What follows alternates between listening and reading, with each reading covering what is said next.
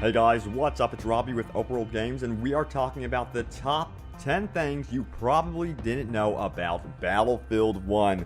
I had a chance to go hands-on with Battlefield 1 at EA Play, and I learned some things, so let's go over it. So Battlefield 1's guns handle a little bit differently from Battlefield 4. Here's something that you may not know. The longer you hold down the trigger, the more accurate your weapon will become. Now, this doesn't apply to all of the weapons in the game. It definitely does apply to some of the assault rifles and submachine guns in the game. So bursting isn't as important as in Battlefield 4.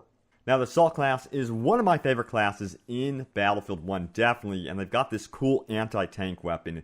It's a heavy gun with a tripod of its own. Now, this requires you to go either prone or you need to prop your gun up on some cover to make any real use of this weapon. In fact, you can't even aim down the sights if you are hip firing. It will not allow you to do that. So it's likely you will miss your target if you are trying to hip fire. This makes it extremely challenging to take down tanks with this weapon, but it is very possible. You got to get into like some sort of sniper position on a hill or on the second floor of a building. It's so much fun using this weapon. I absolutely love it. It sounds amazing, by the way. DICE really does nail that sound. Now, with the sniper rifle, you aren't expected to lead shots as much because bullets in Battlefield 1 travel much faster than in previous Battlefield games. This makes sniping a lot faster and a bit more forgiving than beforehand, and there also isn't much bullet drop. And I really like this. It felt like counter-sniping was more of a thing in Battlefield 1 than ever before. Now let's talk about planes. There are going to be 3 classes of planes, including the fighter, bomber, and attack plane. Each have their own strengths and weaknesses, by the way, and bombers, of course, are more ideal for attacking ground targets, though with testing this, it didn't seem like if you get a direct hit, you take out a tank outright, so it does not appear to be a one-hit, one-kill thing with bombers. Now, gas grenades are a big deal in Battlefield 1, but they aren't as threatening as you may think. Every single class in the game is given a gas mask, making it very easy to counter the gas. It's just that when you use gas, you got to know when to throw it.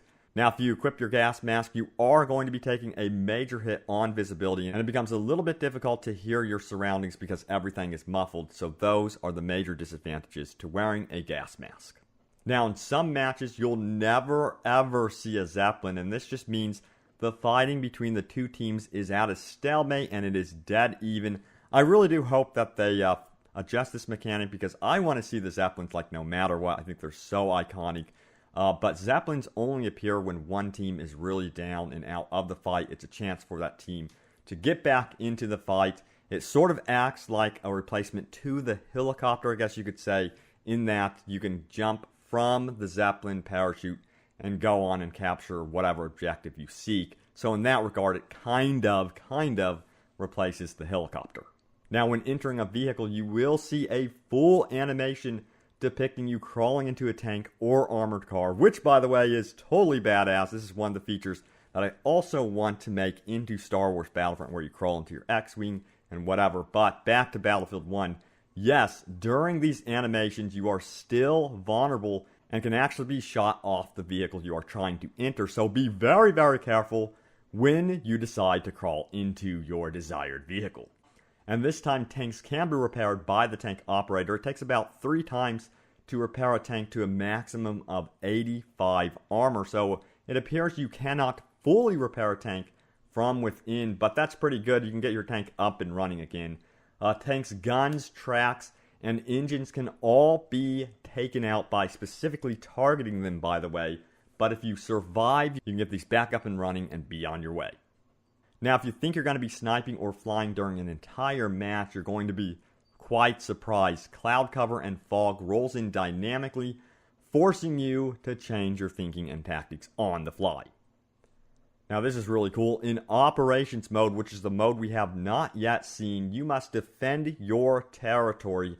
After winning or losing the round, you are moved to a new map location. What's really cool about this is the new locations can be seen on the edges of your current map, so you have an idea of where you may be going if you are losing or winning. It's a pretty cool mechanic, and I cannot wait to see how Operations mode works.